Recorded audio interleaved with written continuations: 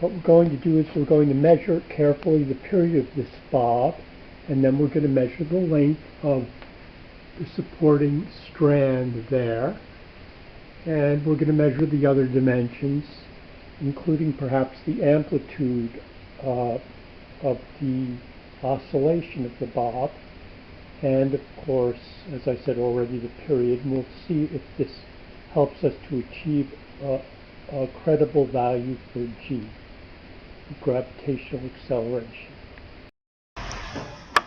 What we have here is the raw data for the period of the pendulum.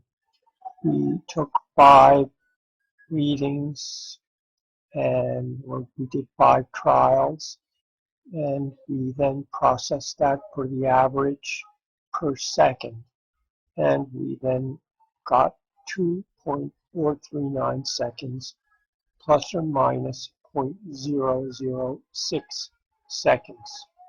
So this is the result that we're going to be using both for the final value of g and for the error. This is a rather rough graph illustration of the pendulum itself, and since there's a bob, we want to try and get some idea of exactly how long we should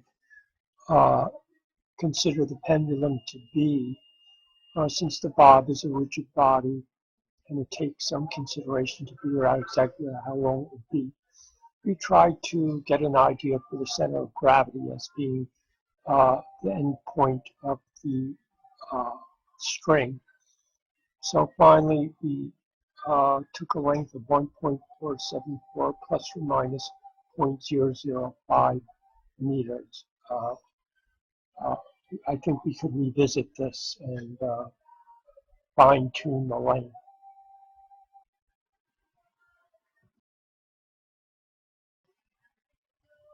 Likewise, here's an illustration indicating what the radius of revolution of the bob is, which we use in our formula for g and for the period.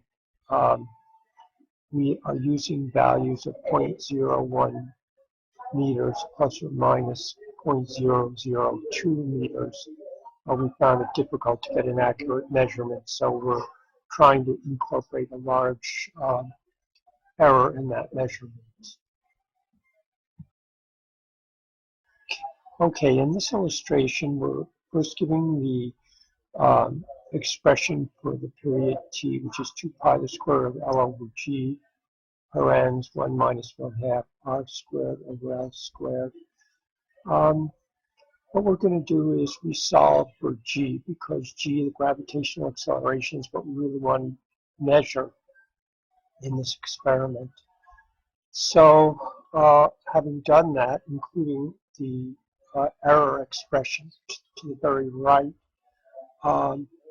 we then substitute our best values into the primary expression, that is 4 pi squared L over T squared, and we end up with a value of 9.782 meters per second squared. What we want to do is get a handle on the error introduced through the radius of revolution in the expression to the right of our primary expression. And when we put our numbers in for that, we find that we actually have a very tiny difference when that is taken into consideration. In fact, it ends up being 0.00025 g. And since we're going to, our other errors are going to be of the order of 1/10 of g, this error actually can be discounted. We'll find it really doesn't have an appreciable effect compared to the other errors in our experiment. Okay, what I've tried to do here is gauge the error using what we would call the total differential.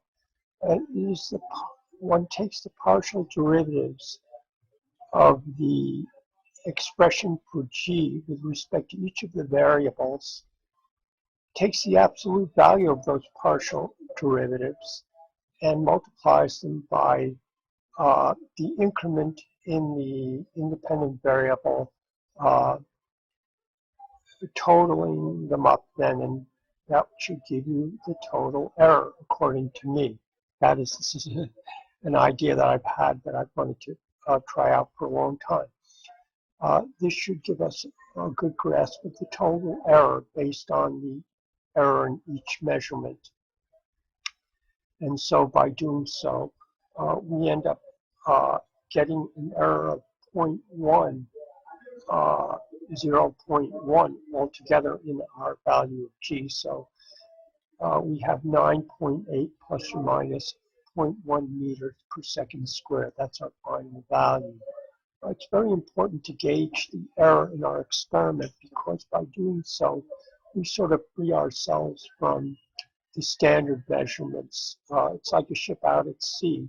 How are we going to know where we are? Well, we really need to get out our sextant and try and find our position rather than asking someone else or looking in a book. And this is what by gauging our error, we can get some clear idea of where we stand with respect to our measurement. So thank you for watching this video.